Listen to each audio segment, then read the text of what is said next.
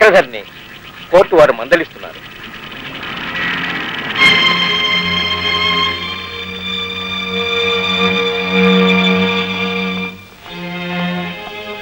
Inspector, మీరు కళ్ళతో చూచారు, ఆ చూచింది నోటితో చెప్పలేకపోయారు. సారీ మిస్టర్ చక్రధర్, మీ వయసు ఎంత ఉంటుందో నా అనుభవం అంత ఉంటుంది. నా అనుభవంలో ఇలాంటివెన్నో చూశాను, చెప్పాను. ఇదే మీ మొదటి అనుభవం అయితే take it easy. Please leave it. Leave it? How can I leave it? మీరొక్కరే ఏం చేయగలరు చెప్పండి. విజయ, ఆ మాట అనొద్దు. మహాత్మా గాంధీ ఒక్కడు నడుంకొడితే దేశమే ఆయన వెనక వచ్చింది. అల్లూరి సీతారామరాజు ఒక్కడే, ఆ ఒక్కడు చేత విల్లు పట్టితే మన్యమే అతని వెంట వచ్చింది.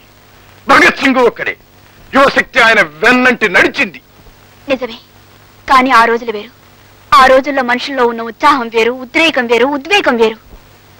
కానీ ఇప్పుడు మనుషులు పక్కింట్లో హత్య జరుగుతుంటే తనింట్లో దుప్పటి ముసుగేసుకుని పడుకునే మనస్తత్వం, మన కళ్ళ ముందే ఒకరిని కొడుతూ ఉంటే మనకెందుకుని తప్పించుకునే మనస్తత్వం. నేను ఒప్పుకోను. నడుంగట్టే మనుషులుంటే పిడికిలి బిగించే మనుషులుంటారు, ముందడుగు వేసే మనుషులుంటే ముందుకు దూకే యువకులుంటారు. ఈ అన్యాయాన్ని ప్రతిఘటించే వరకు నేను నిద్రపోను. అమ్మా, ఈ మొత్తం సంవత్సరంలో నీ అంత అదృష్టవంతుడు మరొక లేడయ్యా. పంచదార కూడా సఫరం చేశావు, ఇన్సూరెన్స్ దిగమింగేసావు, ఏ కేసు లేకుండా. నిదానంగా అంటావేంటి పనుజీ?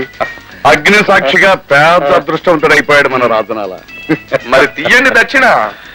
అయ్యా ఇదిగోండి 1,00,000 రూపాయలు. నాకు కాదండి, స్వామీజీకి సమర్పించండి.